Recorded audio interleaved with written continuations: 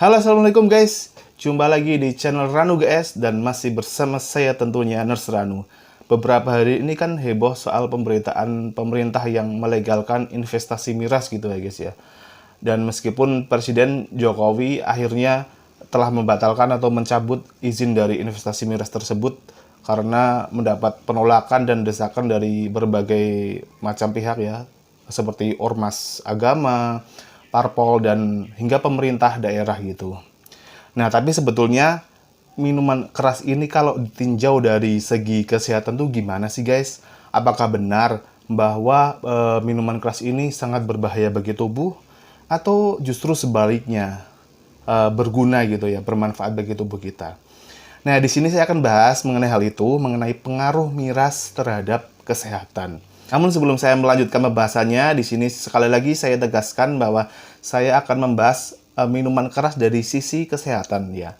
Apabila nanti timbul kontradiktif dari sisi yang lainnya, dari sisi agama atau bidang-bidang yang lain, saya harap kalian bisa menerimanya dengan proporsional ya guys ya.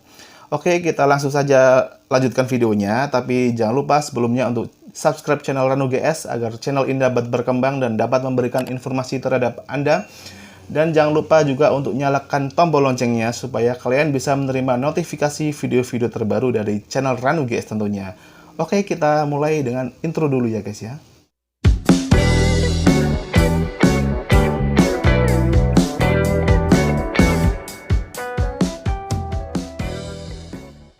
Minuman keras atau minuman beralkohol atau biasa disingkat dengan minol merupakan suatu minuman yang mengandung senyawa etanol. Etanol merupakan bahan psikoaktif yang apabila dikonsumsi secara berlebihan dapat menurunkan kesadaran. Nah, sejak kapan minuman beralkohol ini dibuat manusia? Di sini di catatan yang saya cari gitu ya, tidak tahu pasti atau kapan persisnya manusia itu memulai membuat minuman beralkohol. Tapi sebuah bukti dari Cina gitu ya, di tahun 7000 sebelum Masehi itu bahwa ditemukan sebuah residu dalam pot tanah liat gitu ya, yang mengandung alkohol yang dimana itu terbuat dari beras fermentasi dan madu serta anggur gitu. Jadi tidak ada yang tahu pasti ya kapan manusia ini mulai membuat minuman beralkohol gitu, tidak ada yang tahu pasti. Lalu bagaimana alkohol bisa mempengaruhi badan kita? Alkohol memiliki senyawa yang dinamakan etanol. Nah, senyawa etanol ini ukurannya kecil-kecil sekali guys, sehingga bisa masuk ke celah-celah tubuh kita dan masuk bersama aliran darah kita. Nah, ketika aliran darah kita itu masuk ke dalam otak kita gitu ya, itu etanol tuh bisa ikut masuk ke dalam otak kita gitu.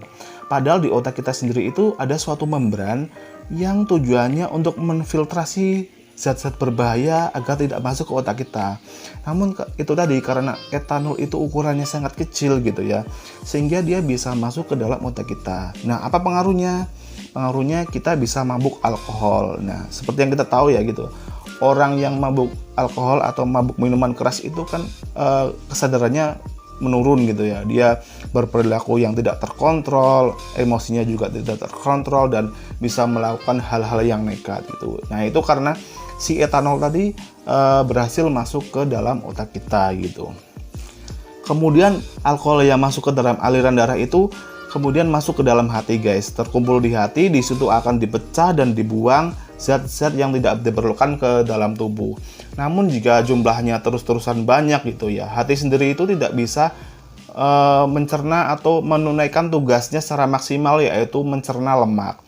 Sehingga lemak-lemak yang ada di tubuh kita itu tertumpuk di dalam hati guys, sehingga hatinya bisa membengkak gitu ya, membengkak, kemudian timbul penyakit yang namanya fatty liver atau perlemakan di hati. Nah, perlemakan hati ini tentunya sangat berbahaya, bisa menyebabkan hepatitis alkoholik, dan kemudian bisa berkembang menjadi sirosis hati, dan kemungkinan juga bisa berkembang menjadi kanker hati gitu. Nah, selain berpengaruh ke hati, ternyata alkohol juga bisa mempengaruhi jantung guys. Alkohol itu bisa membuat jantung itu takikardia. Apa itu takikardia? Jadi degup jantungnya itu bisa menjadi lebih cepat guys. Nah, kalau terjadi lebih cepat gini itu ya, biasanya terjadi gangguan irama jantung. Tentu saja bisa berimplikasi kepada hipertensi, dan penyakit jantung lainnya, atau bisa menyebabkan serangan jantung juga gitu. Kemudian pengaruh alkohol yang lain juga ternyata dapat mengganggu produksi sel darah merah dalam sumsum tulang, guys. Jadi ketika sel darah merahnya itu terganggu produksinya, itu otomatis akan menjadikan anemia, dan jika anemia ini terus berlanjut maka akan terjadi shock hipovolemik atau kehilangan kesadaran gitu karena kekurangan dari volume darah dan volume cairan gitu. Orang yang meminum alkohol juga ternyata menyebabkan vasodilatasi pembuluh darah. Apa vasodilatasi pembuluh darah itu? Vasodilatasi pembuluh darah itu pembuluh darahnya itu jadi melebar gitu ya. Pembuluh darah kapiler yang kecil-kecil di dalam aliran tubuh kita itu menjadi melebar sehingga di mata itu kadang kita bisa menyaksikan ya orang yang sedang mabuk itu matanya merah gitu ya. Nah, itu terjadi karena ternyata orang yang meminum alkohol itu pembuluh darahnya melebar. Nah, kalau terus-terusan seperti ini, bisa jadi pembuluh darah yang di mata itu pecah dan akhirnya bisa juga mengakibatkan kebutaan gitu. Nah, di samping berakibat buruk bagi kesehatan dan organ kita gitu ya, ternyata faktanya alkohol juga bisa bermanfaat bagi tubuh kita gitu. Nah, di antara manfaat alkohol itu bisa menghangatkan badan gitu, menghangatkan badan kita dikala musim dingin. Kemudian juga bisa meningkatkan produksi lemak baik atau biasa disebut dengan HDL dan menurunkan lemak jahat gitu ya, atau biasa disebut dengan LDL. Namun tentunya konsumsi alkohol yang bermanfaat ini dalam jumlah atau takaran yang tidak berlebihan gitu. Walaupun bermanfaat bagi tubuh kita, tapi saya sarankan agar alkohol ini lebih baik jangan dikonsumsi. Karena walaupun dikonsumsi dengan jumlah yang sedikit, tapi kalau terus continue gitu, berkelanjutan gitu, sama saja bisa berbahaya bagi tubuh kita. Seperti yang sudah saya jelaskan tadi, kita bisa saja minum alkohol sedikit gitu.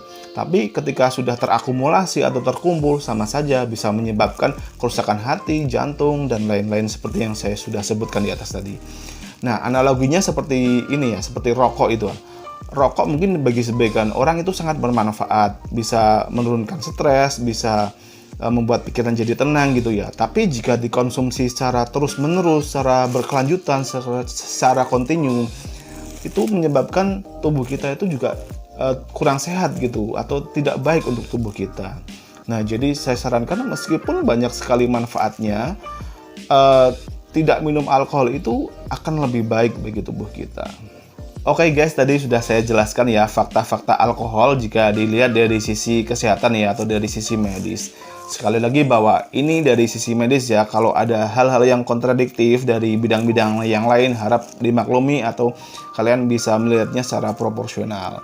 Oke, jika kalian merasa video ini bermanfaat, silahkan like dan share, dan bagikan di sosial media kalian. Dan jangan lupa tentunya untuk selalu subscribe channel Ranu GS, serta nyalakan tombol loncengnya agar kalian bisa menerima notifikasi video-video terbaru dari channel Ranu GS.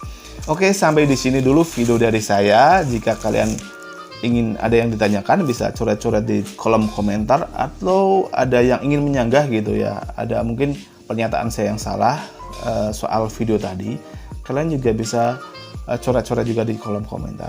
Oke, sekian dulu video dari saya, dan terima kasih sudah menonton. Sampai jumpa di video-video channel Ranu GS selanjutnya, dan wassalamualaikum.